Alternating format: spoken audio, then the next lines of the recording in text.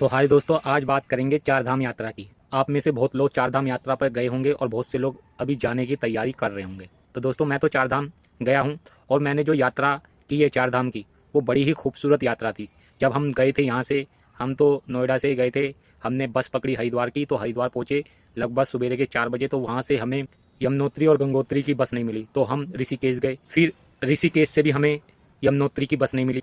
Actually में क्या है कि हमें पहले यमुनोत्री जाना था, तो यमुनोत्री की बस ना हरिद्वार से मिली ना ऋषिकेश से मिली। फिर हम बड़े परेशान हुए। फिर हम वहाँ से गए देहरादून।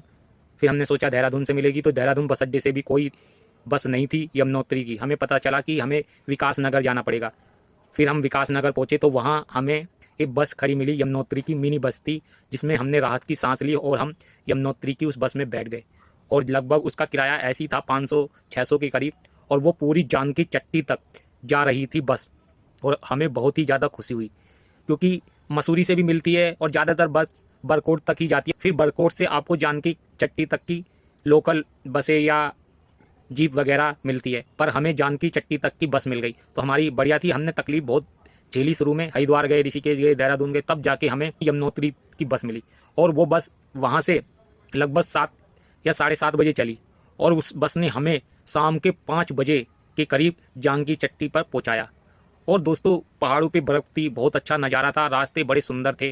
जब हम जानकी चट्टी पहुँचे तो वहाँ भी बहुत खूबसूरत नज़ारा था, और वहाँ से ही यमुनोत्री की पैदल यात्रा की चढ़ाई भी करनी थी। तो दोस्तों, हम पहुंचे यमुनोत्री धाम। फिर हमने होटल लिया, और वहां से भी अभी यमुनोत्री धाम 6 किलोमीटर के करीब की ऊंचाई थी, जिस पर पैदल चल के यात्रा पूरी करनी होती है। उसमें भी लगभग आपको 3 से 4 घंटे यात्रा पैदल चलनी होती है, तब जाके आप यमुनोत्री धाम पर पहुंचते हैं। और बड़े ही अच्छे रास्ते और कठिन रास्ते तो थे, पर उसमें जल बहता हुआ आपको दिखेगा, पहाड़ दिखेंगे, बहुत सारे पंछी दिखेंगे आपको रास्ते में, और सुंदर नज़ारा। फिर यमुनोत्री धाम में आपको गर्म कुंड भी मिलेगा, जिसमें लोग स्नान भी करते हैं। बहुत अच्छा वहाँ का वेदर था, ठंडा मौसम था, और बहुत ही अच्छा हमें महसूस हुआ।